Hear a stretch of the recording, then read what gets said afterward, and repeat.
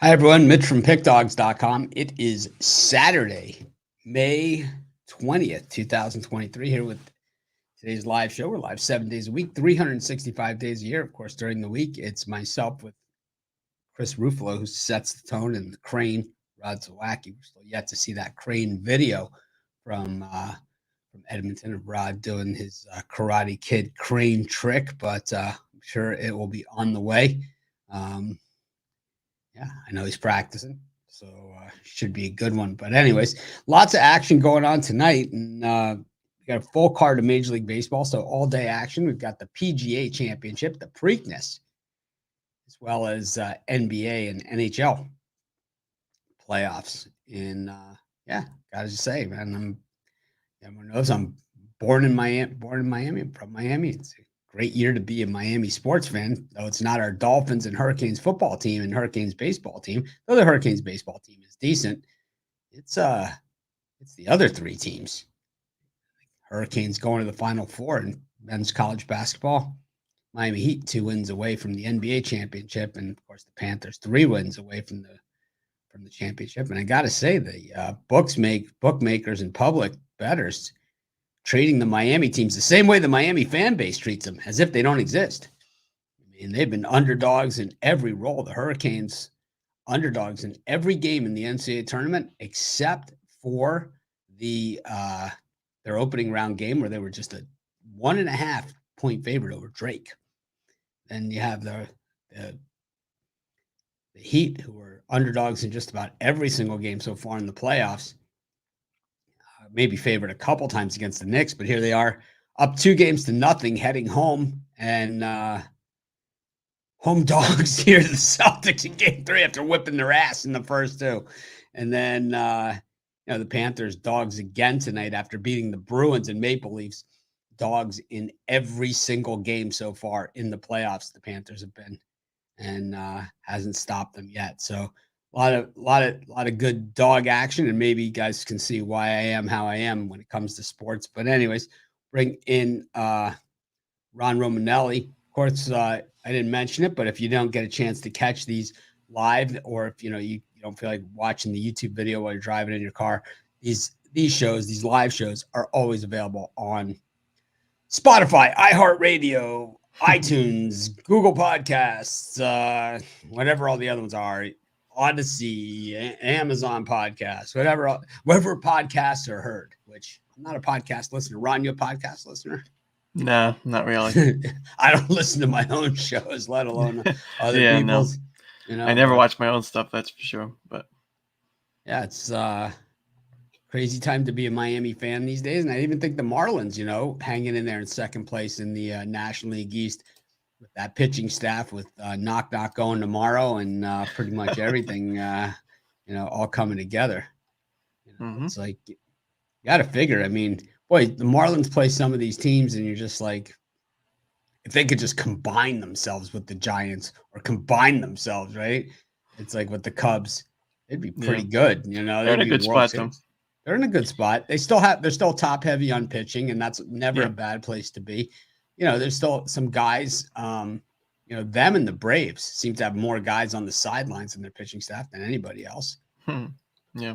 I mean, if you just, help the bullpen out a little bit, maybe grab a couple other bats, could be a very tough team to face, especially in a playoff series where you have a big advantage in the pitching matchups every game. So you got the best hitter in baseball right now, and you got some guys that are starting to develop, guys like Brian De La Cruz.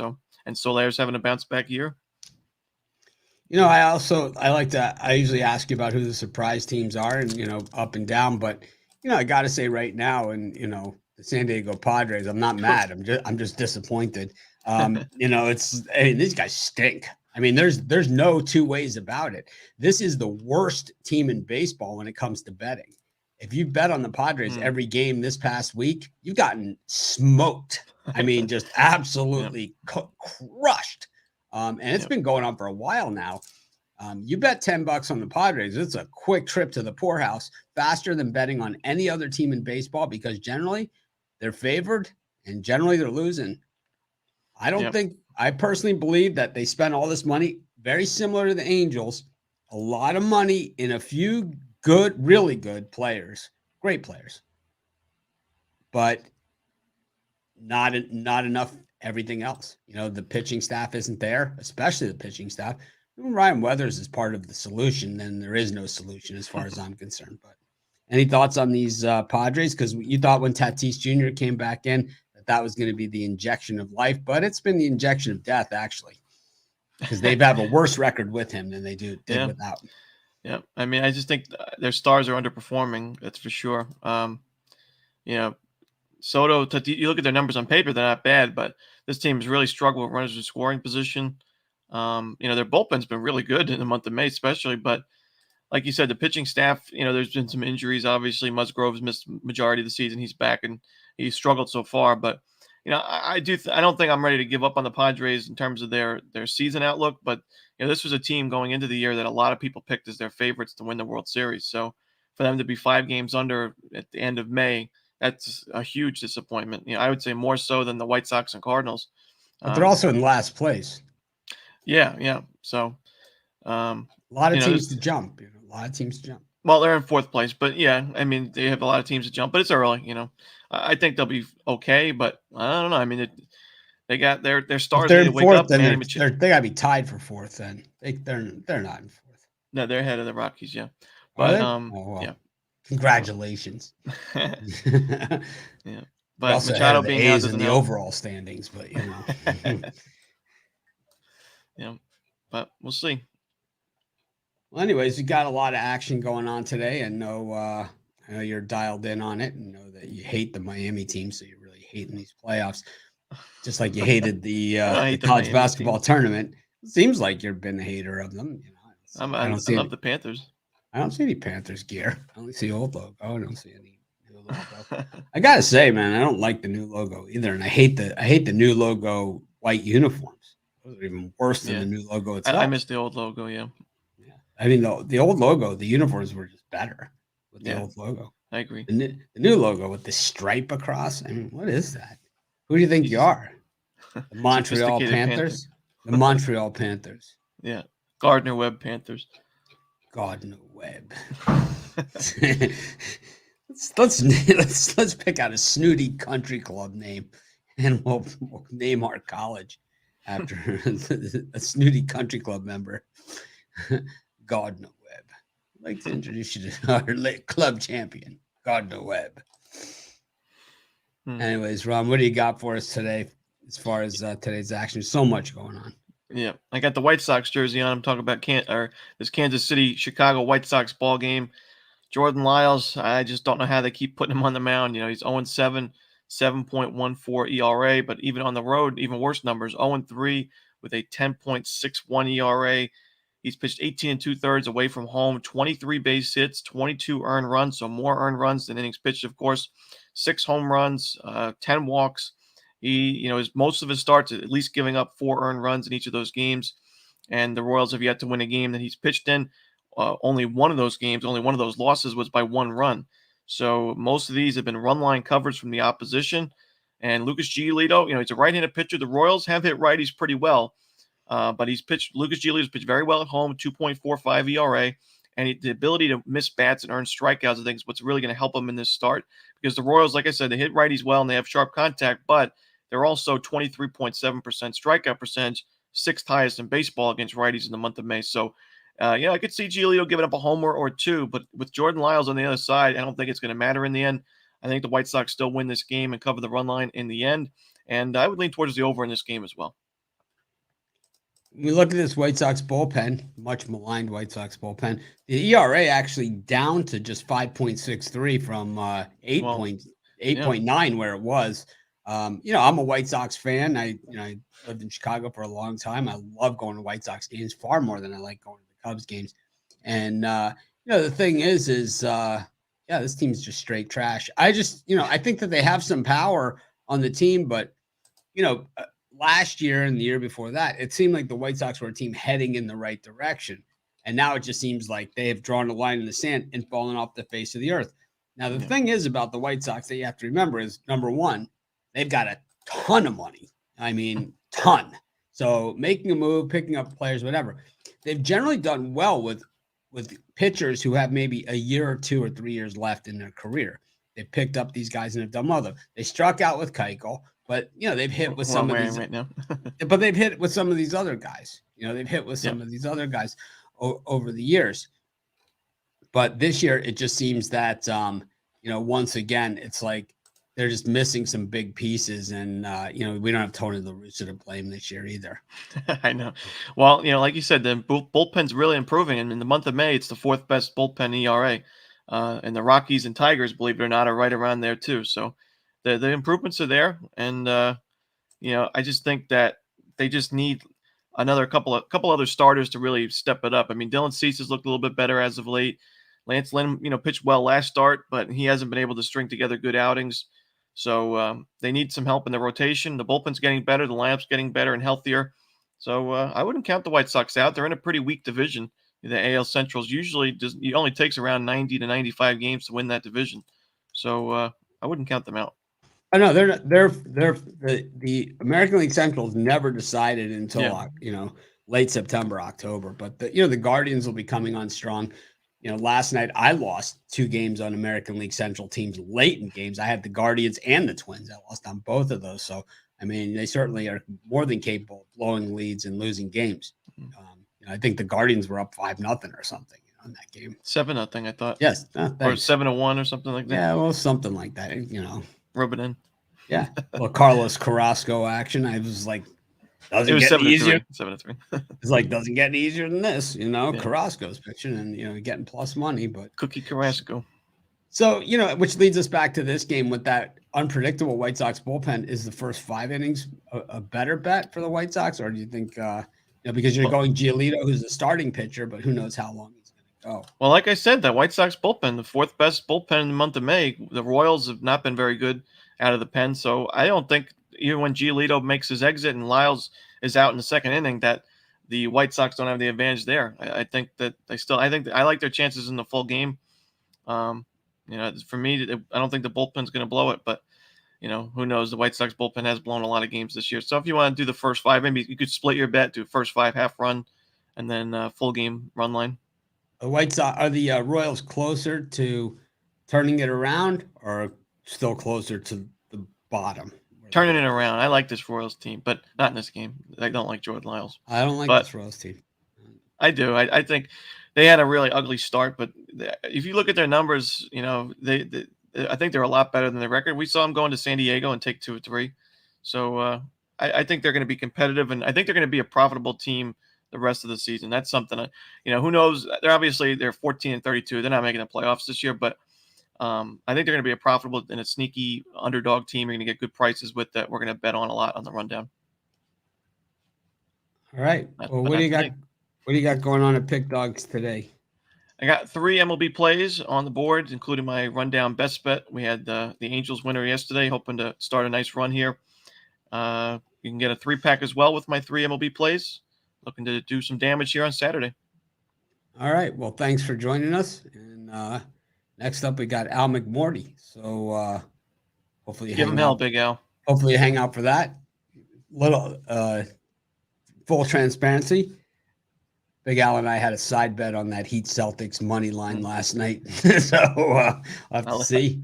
I'll let you talk to him about that. I'll have to see how it goes. No, he's believe me, Big Al, you don't have to worry. He's already paid. He paid me before I could even check my account. Of course. Of course, it's a non-issue. But anyways, all right, Ron, we'll see you tomorrow. All right, see you guys. Ron Romanelli, famous for Ron's rundown. I love the way Ron's rundown can go 10-5, and people will say, "Man, you got to bounce back from yesterday's rough day." It's like, that's my favorite. He's 12-3. It's like, Ron, you got to bounce back. Speaking of 3-team parlay locks, got Al McMordie for us. Al, I just need a 3-team parlay lock. Oh, well, let's start off with the Boston Celtics.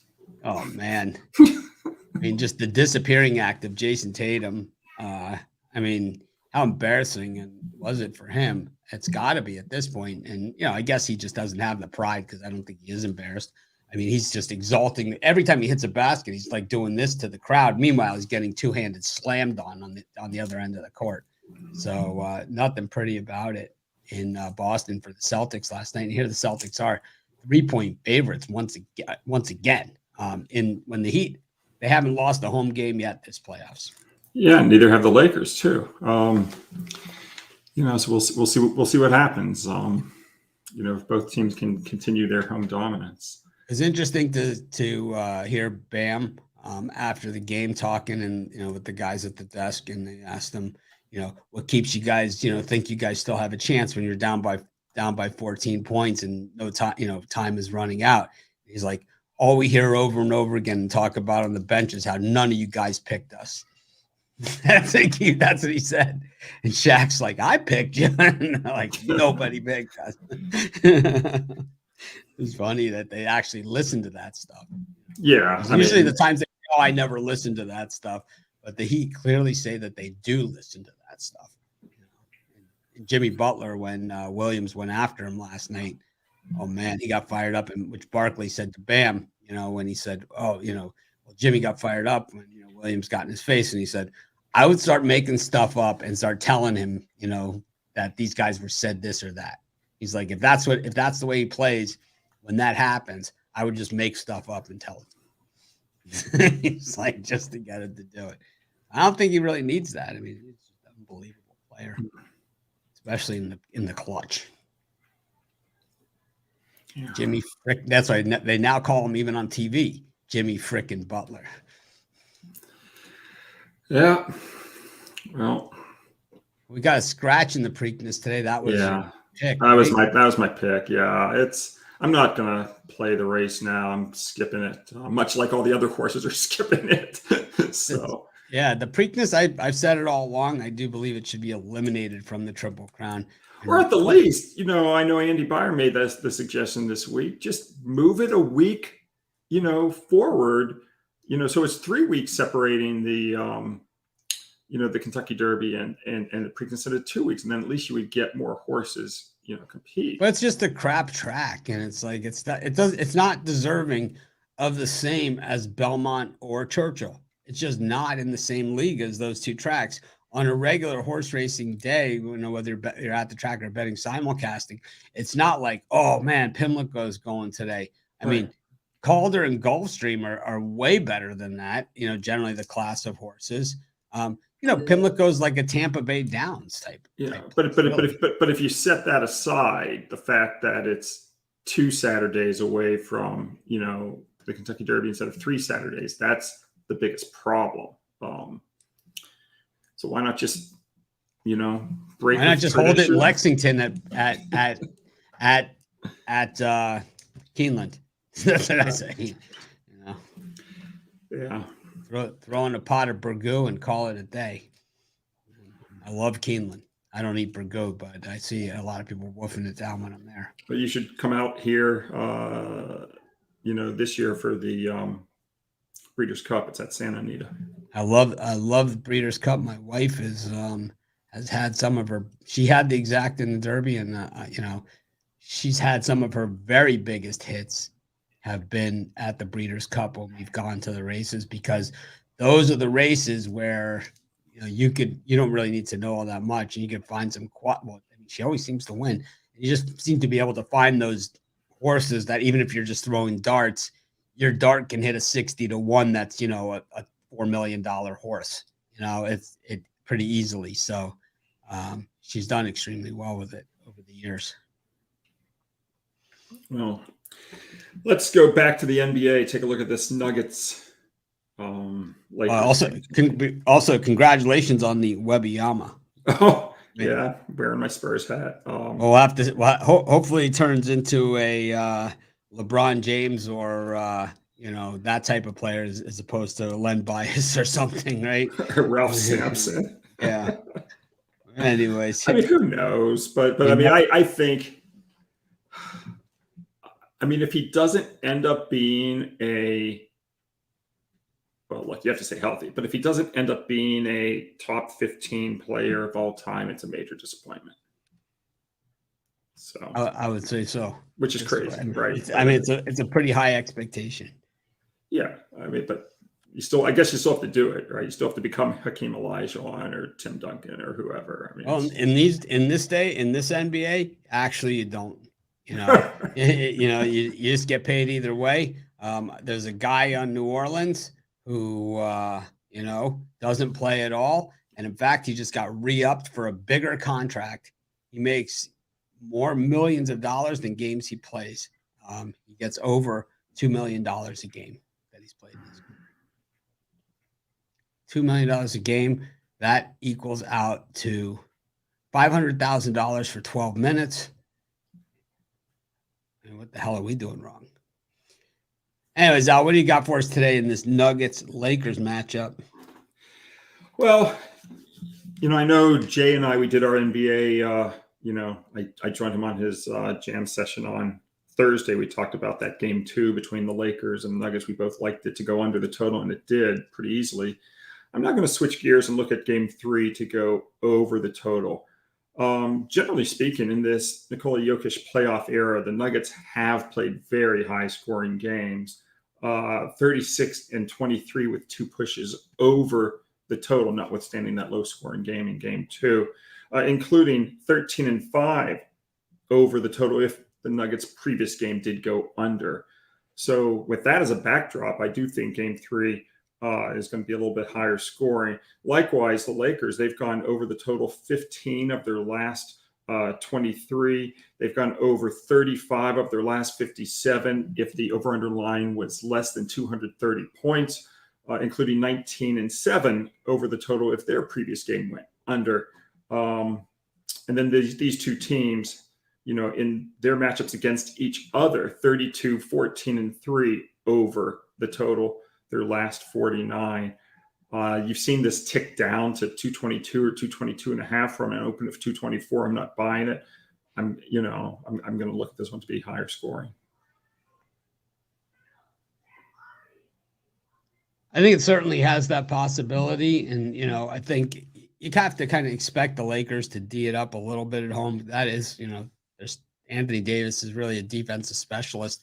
You have any way to label him. LeBron, one of the best defenders really to ever play the game. So, they have those guys, but, this series hasn't really come down to that. The series is really about the playoffs, really all the way around, hasn't come down. The only game where we've seen a few games, but really the Jason Tatum game 7 against Philadelphia was really the star moment. Jimmy Butler, not even considered in that realm of players of the Jason Tatums of the world, right? You look at jersey sales, Jimmy Butler, nowhere even on the list of jersey sales or anything like that. It's been the year of the role player, and there's been different ones that have stepped up for all these teams. Lonnie did it for the Lakers, and we've seen Austin Reeves. We saw last night, for the Heat once again. Role players, and Vincent's come up for the Heat a few times as well. It's on the Celtics too. We've seen some of these guys, and it's really what it's going to come down to. I think again, it's some of these other guys. I don't know. It should be an interesting one. I think there is going to be some points. We saw the first game of the series. There was a ton of points in this one. Makes sense. The first game back in LA, there's a ton too. Yeah, I just don't know what all the conspiracy theorists are doing right now as they penciled in the Celtics and the Lakers in the in the finals. Well, the NBA wants the series to go 7 games to get there and whatever. But I got to tell you, the Celtics are dead. DEAD, dead. They have no chance. Slim has left town. And, I think this Lakers-Nuggets is going to be a war. And I think the Heat are going to get to sit back and watch it, is the way that it looks like it's going to play out. The Celtics may steal one from Miami, but I doubt it. They haven't shown any heart or guts. And really, the coach is just an embarrassment. Coach is an embarrassment. This is, these are some of the worst press conferences I've ever seen. Do you know? I haven't followed his contract. Is he an interim coach, or is he did they actually give him a permanent job? I think he is the coach. He is the coach of the Celtics, so they're going to have to pay him out. Rick Pitino's already signed with St. John, so they're not going to get him to come back. Yeah. I just wonder what Ime Udoka's thinking right now down in Houston. He's thinking, how did I end up with the 5th pick? Well, they got the 4th pick, but who's counting? Yeah, it's not the 1st pick. I thought it was weird when they showed the NBA draft lottery guys. That it was like, I didn't recognize any of those names. Very, very few. I think Brandon Miller, Wembanyama, only because we've heard so much about him. But all the rest of the guys, I never even heard of any of them. And we watched a ton of Cam Whitmore, Villanova. You've got, Scoot Henderson's a hell of a player. He's just been playing, for Ignite. So all these kids now, they skip to college and they go into the whatever the G League. Well, that's exactly what I'm saying. It's almost like boxing where you don't get to see the top fighters because they're playing on pay-per-view. And it's like we're watching, the NCAA tournament, which we love, and these guys are all playing somewhere else. And the thing is that, is it the college admissions? What is the issue here? Because they are paying the college players now. So we'll have to see how it all shakes out. The Florida quarterback, what was it? What did we say it was? It was $14 million for 4 years or $20 million for 4 years. It was something ridiculous for a guy that had never played. So I can only imagine what the stay another year rate was, or what Hunter Dickinson's contract looks like at Kansas. He even said the whole reason he went was for the money. At least he was honest about it. I went to Kansas because they offered to pay me the most. I'm sure academics has something to do with it. No, he said he said I'm going to Kansas because they offered me the most money. No, I know, but you take a look at Caleb Love.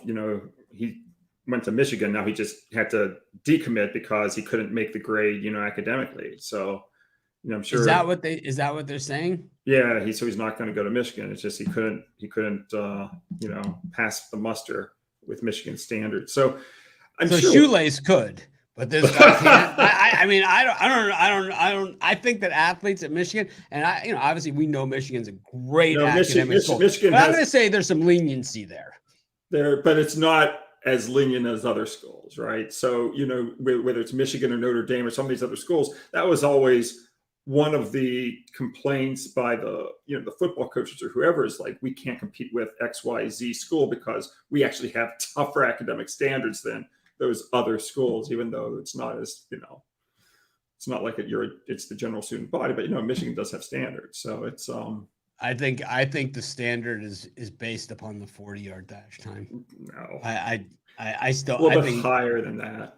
I think Notre Dame is notoriously tough. I haven't heard as much about Michigan being as tough on there. You just did because Caleb Love couldn't make the grade. So because Ohio State, we know is not, because Andy Katzenmoyer, when that whole, and a lot, of course, we're dating ourselves here, but he couldn't academically qualify, so they let him take a summer elective to bring his GPA up, and that was golf.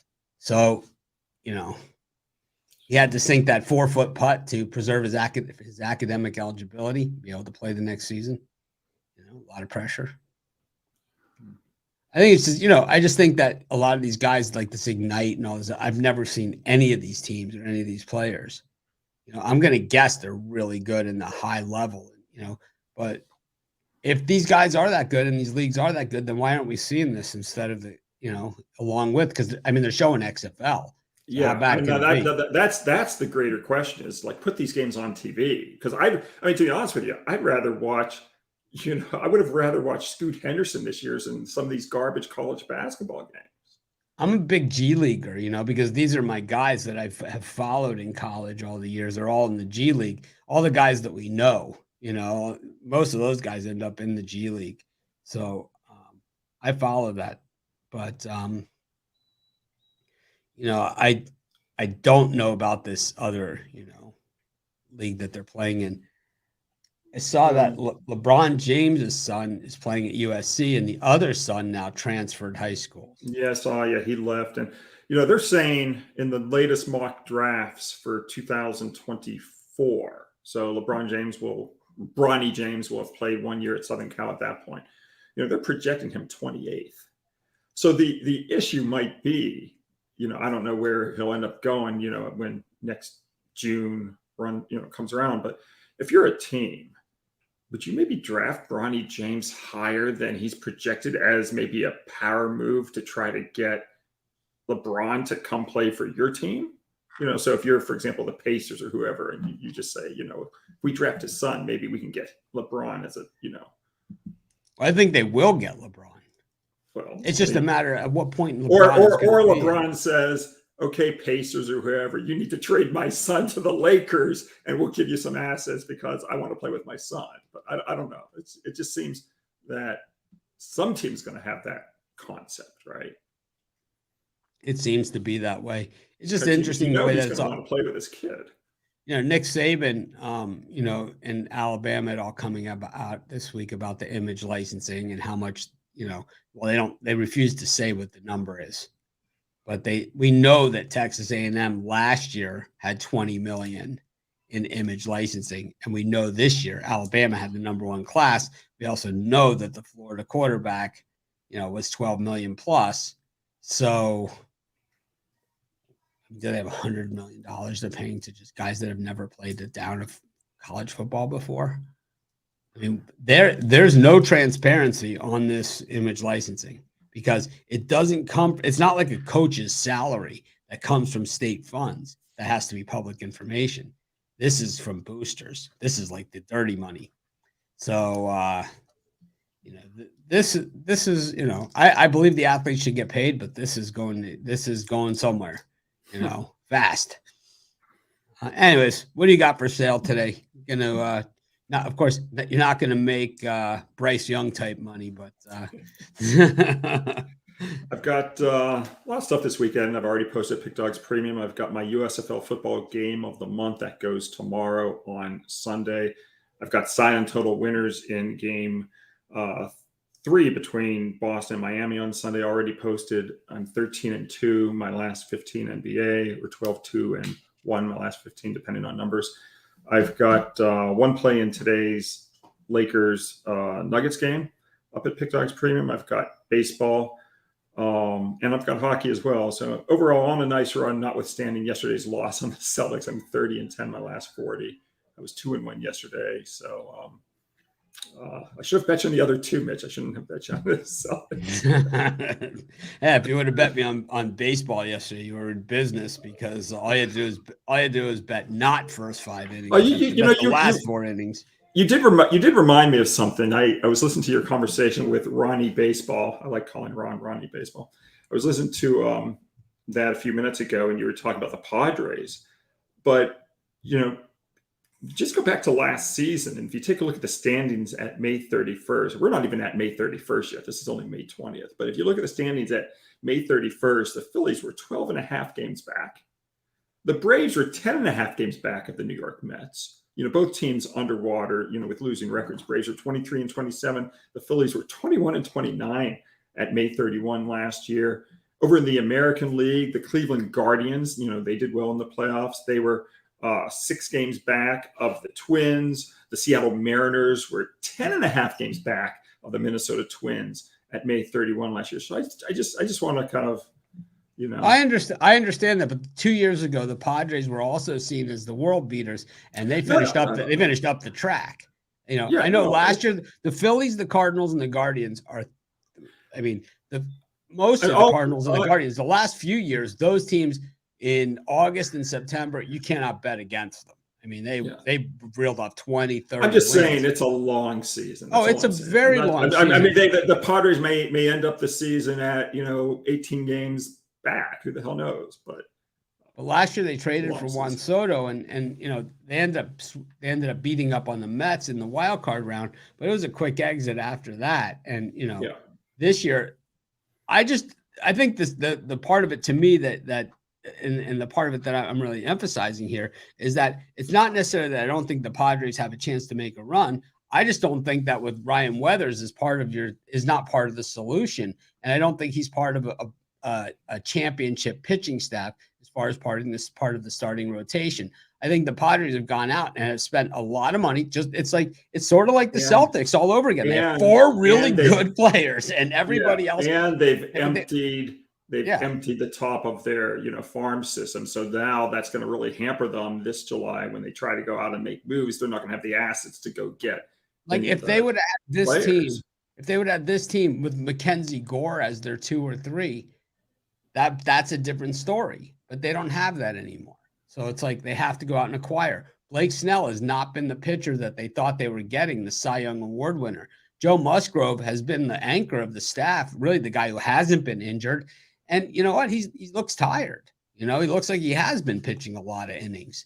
So it's like, I think Musgrove, if you can get him back into that 2-3 spot, which is where he's really supposed to be, to begin with, they're going to be a lot better team. But who's going to be that number 1? So you're going to have to go out on the trade deadline and try and find this guy because Jacob deGrom isn't going to be available, And it's like, who else is going to be? You're going to have to find somebody because a lot of the good pitchers right now are young and they're not going to be available. George Kirby, Hunter Brown, France on the Astros, right? I mean, these guys are not going to be available, and these are the guys that you need. Mackenzie Gore, Josiah Gray, right? This is the future of baseball. You can see it. All of the Marlins, right? All of them. What does it take to get a Marlins pitcher? We already saw. It takes the batting champ for the Marlins to let go of one of their pitchers. You got to give up the batting champ to get one. It's like the Padres. So they might be able to get, one of these Marlins pitchers. It's going to cost them Machado. Yeah. That's what it would take. It would take Manny Machado to get one. Yeah. Because the Marlins, they have them. They have an abundance of them. They are not letting them go for nothing. Because Pablo Lopez, who I really didn't think was the top of the top guys there, he was maybe, 4th or 5th. It took the batting champ to get him from. So Marlins won that deal too, Anyways, thanks for joining us as always. We could talk all day about this stuff. Yeah. I will talk to you tomorrow. Good luck, Mitch. All right, Al. Have a good one. Enjoy the Preakness as a fan. Yeah, don't spend all that money in one place too. Yeah, this could be a $4 exacta. No, I was talking about the money I had to wire. My $375. Yes, yeah. I will be spending it all in one place. I'll talk to you. I'll be getting the Jimmy Butler bobblehead for the collection. Oh God. Yeah, you can put on your desk. That'll be your memento from 20 years from now. You're going to point to it to me and say, "See this bobblehead? Yes. This was sponsored by BigAl.com. You paid for this." Anyways. All right, Al. Take care. All right. Al McMordie. We could talk sports with him and betting all day long. A true pro and one of the good guys who are out there in a business full of scumbags. Anyway, speaking of good guys, we'll bring in Al Ninos up next. Al, how's it going? Got the full beard going on here. Going back to it. You going to go to the Duck Dynasty look here? You going full beard? I think it might take a couple losses in the MLB for me to shave this. I don't know. So last time I shaved it didn't go well. Yeah, I've been on the heater here and with your picks. I said something to you, full transparency. I said, I think you're putting in too many picks. I think you should peel it back a little bit. And you kicking and screaming, you did it. But I tell you, it's tough to argue with the results here, And if they were going a different direction, you could say, it's because you told me, right? So, but you really don't have a leg to stand on right now. Anyways. Well, yeah, no, it's worked out pretty well, I got to say. A couple of days where maybe I only put one pick in, actually, less than the 3 limit I had. Didn't go so well. So, it sucks when you don't have that many picks and then they don't go well, Yeah, but it doesn't, when you have a lot of picks in and they don't go well, it really, really hits you. And the thing is like, what I find is when I put in those extra picks, those are the ones that get me, and a lot of times, it forces me to leave some out that either would have gotten. Like last night, the Cubs were the one that I really liked and didn't put in, and instead I put in the Twins, and it cost me. So it's the nature of the beast, and we'll figure it all out over the long run. It's just We'll stick with a winner for now, though. What do you got cooking today for us? In my defense, though, there was a couple of weeks where I really liked a lot of matchups. I may have gone a little bit overboard, but I really liked a lot of those matchups. So Well, they didn't like you. So what do you got going on today? no, but yeah, I guess a more disciplined approach has worked out so far. I be looking at, I guess, my fourth favorite play on the board today. Got the Braves. I liked them a lot better yesterday. Not as good a pitching matchup today. Jesse Chavez is going to be opening things up in what should be a bullpen day for the Braves. Don't expect him to go too deep into this game. On the other side, you got Logan Gilbert getting the start for the Mariners. Not having his best season, but definitely I think is the better option here. He's certainly going to go deeper into this game. As far as the bullpens go, it's both teams have had pretty good bullpens, but again, I just like this Braves lineup a lot better. I think just a very, very deep lineup from top to bottom. You see a lot of teams in this league today with a lot of good hitters, but usually you see them 1 through 4, maybe 1 through 5, and then but this team really a lot of good batters up and down the lineup. And I do think they get to Logan Gilbert a little bit here today. So while I do expect the Mariners to get their fair share of runs off the Braves at some point in this game, I just expect them to be outscored by the Braves offense here. Taking the Braves on the money line, which, by the way, be patient on that number. It's getting better. I guess a lot of trends going against the Braves here. It's not just the starting pitching matchup. If you look at the recent trends, you see 8-3 in the last 11 for the Mariners. But again, then you take a closer look at that, and it's not so recent. And the last 4, they played once this year, 3 times last year. Then you got to go back to 2017 for the last meeting before that. So a lot of those numbers you could throw out the window. So yeah, I like the Braves today. Yeah, the Braves have a lot of problems with the starting pitching staff, and we see it with tomorrow, especially as Schuster being called in to make the start. But Lee out indefinitely, Kyle Wright mid-July, Max Fried early July, Matzek out for season out of the pen, Allard mid-June, and Yanoa out for the season. Plus, they have other young guys that just haven't really developed for them either. Soraka never made it back. And they have other guys as well that just haven't really panned out for them. I think that the Mariners are one of those teams, kind of the way that Big Al was talking about before. Where last season they kind of mucked around, and then we saw them late in the season make a move. Logan Gilbert was a guy that I thought was going to take a big step backwards this season, so he hasn't really done that. He's been okay. He hasn't been great, but he hasn't taken the step back that I thought he would. But this should be a good game. The Braves lost last night, so they're going to be mad. Yeah, not the best ERA, but his other numbers are pretty good for Gilbert. And where I was going with this is, I was going to also mention, if you don't like today's pitching matchup for the Mariners, you're going to hate it tomorrow, especially after the bullpen gets spent today. So I do think they kind of go all out today and try to get this win and get the series win, because I'm going to say this. I really don't like them tomorrow. So, with Schuster going? Yeah, against Kirby, not a good matchup. Nah. And only minus 120 odds, at least the early line on Kirby. What do you got for everyone to pick dogs today? 3-pack in the MLB, and I got my $19 play as well. My $19 Grand Slams on a 14-3 run since we slowed down a little bit. It's been red hot. Actually, no, that's MLB overall. That's on a 14-3, but that play has been on a pretty good run itself. Pretty good run. All right, Al. Well, thanks for joining us. We'll see you tomorrow. All right, thanks much. Ninos, it's been hot. I got mad at Al. I said he was putting in too many picks. It's like, start editing. Because I thought he was beating himself, man. It's like sometimes you just beat yourself. If anyone knows about beating themselves, it's Ruffalo, and he's not here with us. Tough to talk to him about it. Rod, how's it going? We could put words in Ruffalo's mouth since he's not here. He does know a few things about beating himself. You don't have to worry about losing the game. He's fully capable of beating himself. Beating himself, definitely.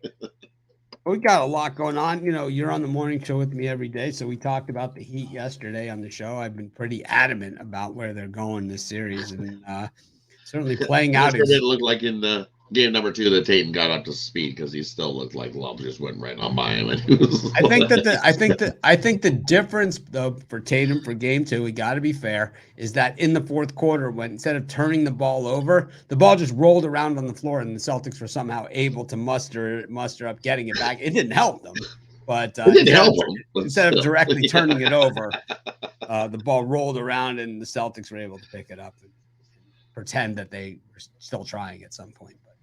But they looked done. They looked done. Oh, they looked done. I just don't.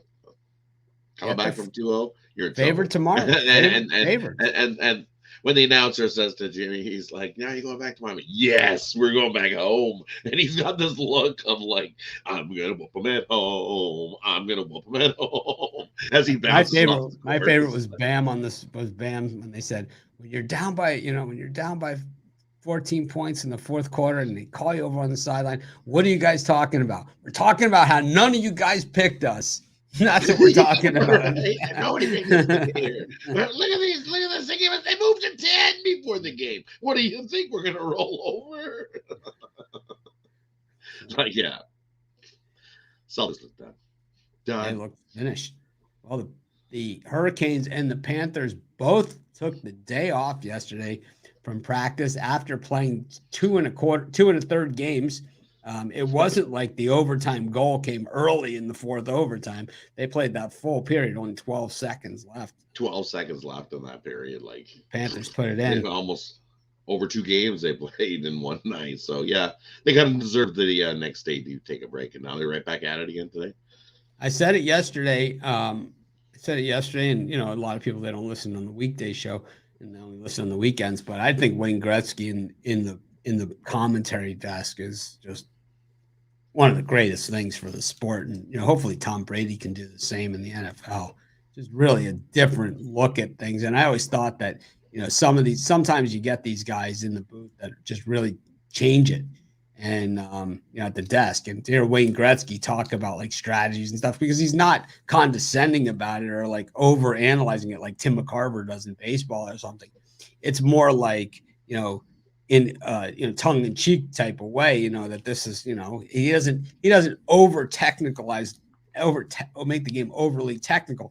And it's probably how he treated as a player, where it's like, yeah, we're going to do this, and, you know, we're going to do this and do this. And he's kind of just like, you know, yeah, but at the end of the day, this is our objective, you know, which is a very simple, you know, objective. And it's like, you know, yeah, we're going to try not to make the mistake that puts the puck in the back of the other net for the other team. And if that means we're not going to have as many offensive chances, I'd rather do that than be the guy who makes the mistake, you know? That makes a mistake, yeah. Yeah. Steve Smith, I think he still can't live down the scoring on his own net. Yeah, Gretzky brought it up. Gretzky brought it up. He brought it up He brought it up, right? He brought it up. It's still, he'll never live that down. Never live it down. And even Gretzky, but Gretzky did say after the third overtime intermission, he was like, "Okay, I know I said that we were going to play. We're going to be here all night. Well, I don't want to be here all night. So come on, guys, let's go. Someone get a goal in this fourth overtime so we all can go home," is what he said finally. Well, it's great to see Gretzky. It is great. A guy like that still, you know. Yeah, because it's like, you know, he's been there, done that. He knows all these situations, and it's like I said, he's not overanalyzing or making it or talking condescendingly about how great he was or anything like that. He's more making it like, you know, it's just a game, and, you know, we're gonna have fun calling it the same way I had fun playing it. You know, and that was exactly, and I think that's why the Oilers did so well in the '80s when they did. They just simplified. Well, winning is fun, Rod. Game they love. Rod, winning's fun. Yeah, I don't care what sport you're playing. Winning is fun, you know. But they also had to take some losses before they got to that part of the winning. They took some beatdowns early in their career. They took beatdowns. I think you went to Stanley Cup final, got whooped before they started winning. So yeah, you have to take your lumps before you move up the ladder. Well, you're not going to hockey today. You're going into, which I like the Panthers on the money line. But what do you got today for us? Today we're going to go check out this MLB game. We're going to go with the Detroit Tigers and the Washington Nationals. Corbin getting the start in this one for the Nationals. He's 2-5 on the year with the 4.65 ERA and a 1.43 WHIP. But on the other side of the ball, you're getting Alex Fadu getting the start for the Tigers. You look, his first start a little bit shaky. His second start definitely improving. He's 0-1 with a 4.22 ERA. With a 0.75 WHIP. He's definitely improved from his first start to his second start. And you know what? I think he improves even more here. In striking out, he 7 strikeouts in his last appearance and looks good. He just needs a little bit of run support here. For me in this one, I think both pitchers don't equate to who gets the win here. In this one, both starting pitchers can get roughed up easily in this one. And runs come early and often, so I kind of like the over, but I think the better play is Detroit here. You look at the Tigers, 8-2 in their last 10 interleague games versus a team with a losing record. They're also 9-3 when their opponent allows 5 runs or more in the previous game. And you look at the Nationals in interleague play, 4-18 in their last 22 interleague games at home. They're also 0-5 in their last 5 versus right-handed pitching. I give Detroit the edge in the bullpen later on in the game. And that's where the runs come early and often. Detroit snags us a win. So go with the Tigers here in this one over Washington. I don't know. I don't think Corbin's been that bad. I think he's like... No, he hasn't been horrible, but... Like Corbin's standards, he hasn't been that terrible. I know he's not part of the long-term solution. He makes way too much money. But it's like now that it's kind of like, he's not expected to be that number one guy. And they have, Josiah Gray... and they have, Mackenzie Gore. It's like they have other guys, so it's not like it's not as glaring. It'd be interesting. I don't know what Steven Strasburg's up to. I know he's getting paid, but I'm not sure what his deal is, if he's coming back or not. But the Nationals are not Strasburg's coming back. Fado's no bargain, that's for sure.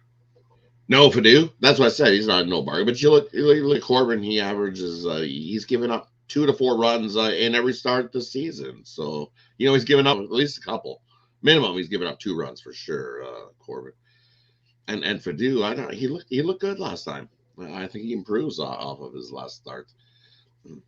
Got to give it, not because he likes to strike out. He's given up a couple home runs. The long ball hasn't hurt him too bad, but definitely he's given up a couple, and I think both pitchers give up a couple here early.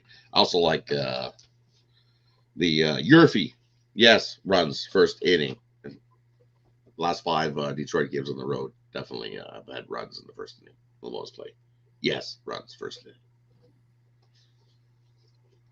Yeah, so Strasburg, it looks like nerve damage still, and probably not going to pitch this season.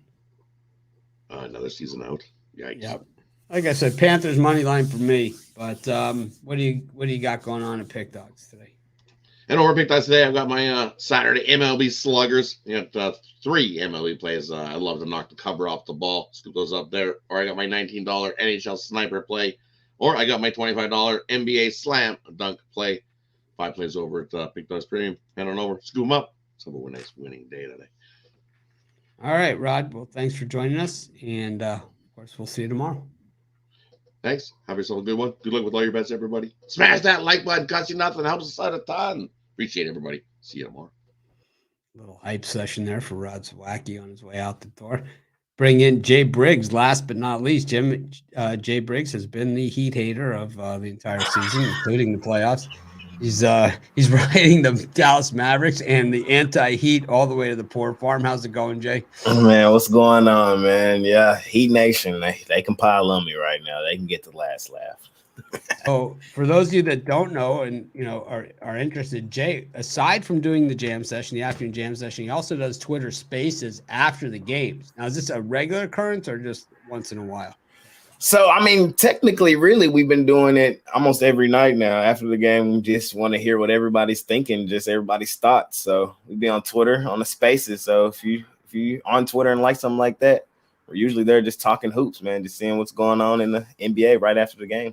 I went on the other night. I thought it was a lot of fun. I think it's fun because we get to hear from people in the chat on these live shows, but we don't actually get to hear their voice, and it's almost like putting in face and voice with the person. And I think it was just really cool to hear their thoughts, like in their tone and everything Yep. like that, just like we get to say it. And, where they agree with us, where they don't disagree with us. And, because when people don't disagree with us, sometimes in the comments, it's just that, the tone is lost. So you don't really understand it. But like on the spaces, it's really cool. And it's almost just like, sitting around the kitchen table with a bunch of guys just, talking. It almost reminds me of the school days, sitting around the lunch table, just having the school lunch exactly table what it's like. or the barbershop arguments. That's what I really enjoyed it, because a bunch of guys the most part I would never get to be able to get in touch with like that. And I just popped in. Of course, I'm 1,000 years old, so I struggled with it a little bit to get on there. But what I realized is that I was on the computer, and it doesn't allow you to join on the computer. You have to be on the phone on the app to get on. At least I believe that's the way it works. So you must do it from your phone. So most time I'm on my phone. Yeah. So you don't have the issue. But for me, once I went on the phone and went on the app, I was right on, no problem. And I was able to talk and mute. And of course, I had 10 million other things going on because I didn't plan it. But I stayed for a while, and I ended up being about an hour behind on my work, but it was well worth every minute of it. I could have stayed for another hour easily. How long do they usually run the spaces? We usually go about an hour and a half. It kind of just depends on how the conversation goes, how many people are in there. They get pretty. But when I was in there was a steady 20 people. It was not the same 20 people the whole time. It was rotating around. So probably 100, 200 people came in and out of the spaces. It was fun. I really liked it, and I hope to be able to join more as time goes on. Now that I know we're doing it. Yes, sir. Love chatting hoops with everybody, and it's fun because it's not just Pick Dogs. It's not just Pick Dogs people. It's people from other cappers and other places on the internet, and you get to hear what they have going on. And it's kind of like, at the end of the day, it's like you get to hear the fan side from the cappers too, and kind of like, not just sitting there, trying to sell something or brag about something, talking about the same bad beats that everybody else has gotten, it's like, and the Sauce wanted to change it to the Julius Randle, the J Randle Love Fest, it's like, I don't think so. Good times, man. Great times. I love it, man. Well, anyways, man, it has been the Miami Heat's postseason, and they've been doing it as the underdog role. They've been doing it on the money line big time, and really damaging the books and the people on the other side of it. The Bucks. I mean, big payouts against the Bucks, bigger payouts, plus 300 in the first two games, plus 675 combined the first two games. I took Big Al for $375 on a $100 side bet last night. He had to PayPal it over to me. So, you're not alone. You're in good company, but, the series isn't over. There's never been a 7-game series. It's been 1 and 2 games. So, there's still hope for this Heat bashers, though. It's starting to dwindle a little bit. But what do you got going on for us today? Today, I'm gonna go to baseball.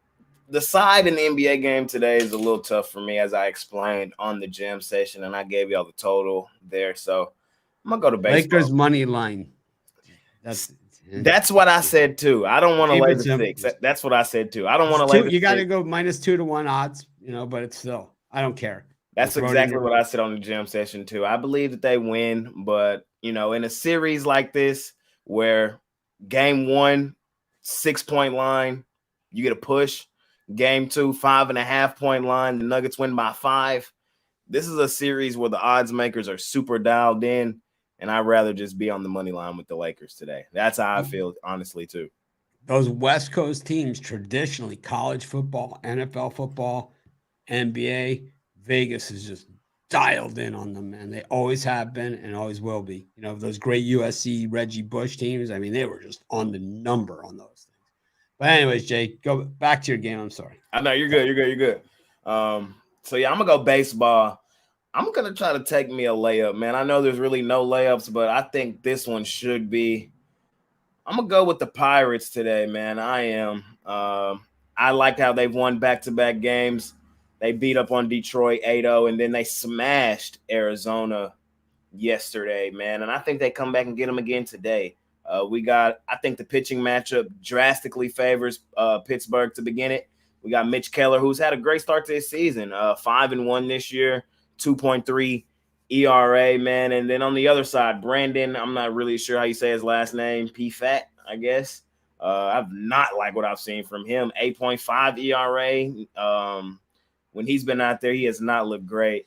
He got cranked against the Rangers earlier in the season, but, that's no surprise. He did have a decent outing in his last one against San Francisco, but I expect today to be probably more like the other one. I don't expect him to have a good outing on the road. And the Pirates, they've had a great start to their season, better than I thought they were, to be honest. And I'm going to take them to get themselves another win today, their third straight. So I'm just take the Pirates on the money line today, short, sweet, and simple. Keller's been outstanding his last several starts. He's been pretty much unhittable. Yep. And, he plays on Pittsburgh, just great value on him. So, Fott, I think is how it's pronounced. I think the P is silent. Okay. Fott, I believe. I'm not 100% sure. I'm not sure either. But I'm usually pronouncing it with, pronunciations, but hey. He was seen as one of these, minor leaguers that was going to come up this year. He was very, very high on the prospect list. And was seen that he was going to do it, but I think he's having a learning experience, and not the good kind of learning experience, kind of like poker lessons. Yep. It's a bad day at the office, man. Nothing more expensive than poker lessons. But it's kind of what's going on there. So I like the pick. But what do you got going on to pick dogs today? Staying away from the NBA game? No, I got the total. For sale. That's my jam session play. So you can scoop that up. Or was it? I forgot. But either way. It's one of them. So I got the jam session play for sale. You can scoop that up, Pick Dogs Premium. Then I have 3 Major League Baseball. Off to a pretty good start in Major League Baseball. Trying to keep it rolling. So I think we've hit like 3 or 4 play of the days in Major League Baseball in a row. Trying to go for another one today. So you can scoop it up, Pick Dogs Premium. All right, Jay. Well, thanks for joining us. And that wraps up another show. I just got really good news from on my email. Mr. Bernard has donated $3.5 million to you for the purpose of charity. Note, you will not have to pay any money to receive this donation funds. All charges will be paid to you on his behalf. Contact this email. Someone left me $3.5 million. Nigerian Prince. I'm in. I knew it. Thank me later. Anyways, thanks everyone for joining us. Make it a winning day. We appreciate each and every one of you. And be sure to check out, if you missed any of this, you can watch the replay on YouTube or download the entire podcast at everywhere podcast or podcasting.